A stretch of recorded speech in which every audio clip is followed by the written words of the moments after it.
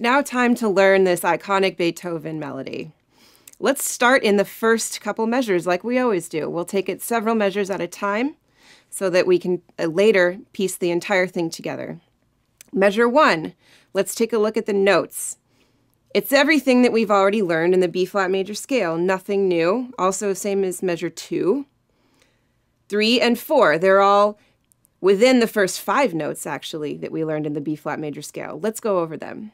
Measure 1, D, D, E-flat, F, F, E-flat, D, C, B-flat, B-flat, C, D, D, C, C. Awesome. You got this. Now I notice in measure 4 there's a strange rhythm that we haven't seen before. It's a dotted quarter note. Dotted quarter note equals 3/8 notes. So while in your head you're thinking the 3/8 notes, you're only really playing one. Let's clap the first 4 measures. You'll see what I mean. I'll clap with you. I'll give you 4 beats. 1, 2, 3, 4. Measure 2. Measure 3. Measure 4. Da, da. So again, measure 4, in my head, I'm subdividing. 1, 2, 3, da, da. Again. 1, 2, 3, da, da. So the first part of the measure takes up the same time as only the half note. It's just a little bit more complicated. Let's play together. Starting at measure 1, thinking about everything that we just learned, the notes combined with the rhythm. 1, 2, 3, 4.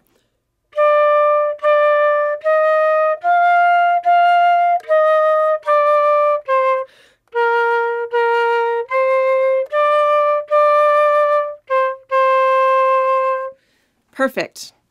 Another thing we can note is that the notes are moving stepwise, which means one after the other in the same order of the scale. So like we would play a B-flat scale, B-flat, C, D, E-flat, these notes are moving in a similar order, so they're not jumping around.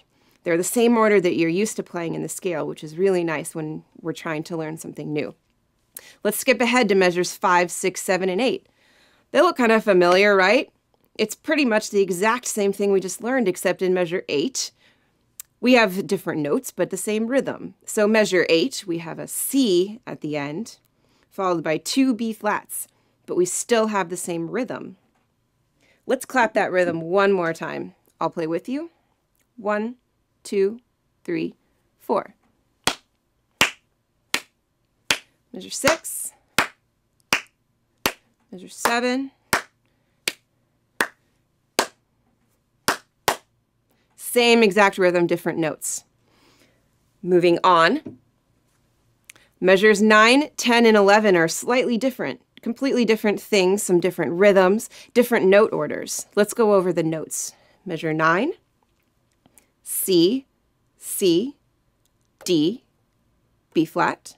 Measure 10, C, D, E-flat, D, B-flat. Measure 11, C, D, E-flat, D, C. And measure 12, B-flat, C, F. This last note, you're thinking F, wow, I've never played that.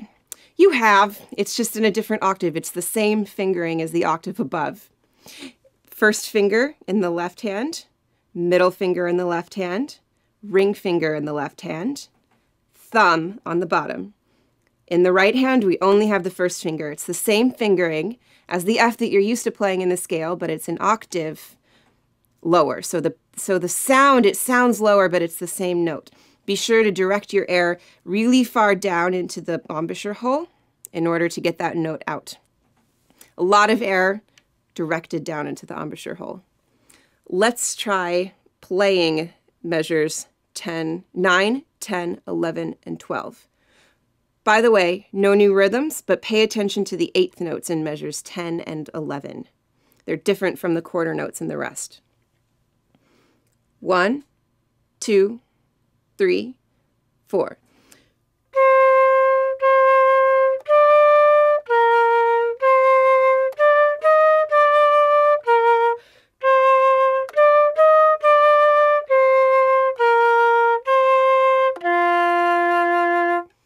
Awesome.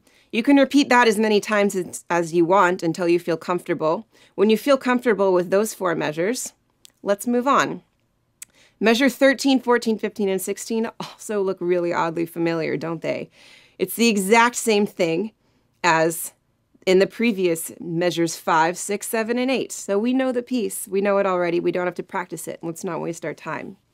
So again, by going through systematically, a couple measures at a time, working out the pitches, followed by the rhythms, learning each little segment and then piecing them together, we can more easily learn the entire piece of music. Let's play the whole thing one last time together. I'll give you 4 beats. 1, 2, 3, 4.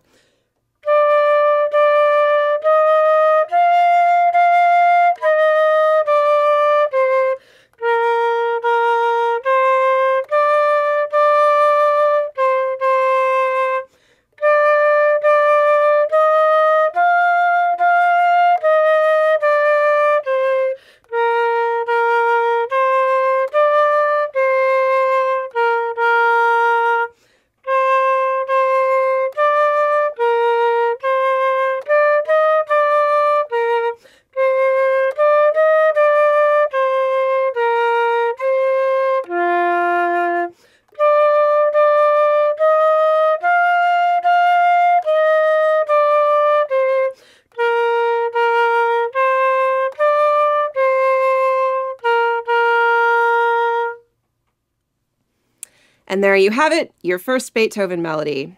You'll be an expert in no time.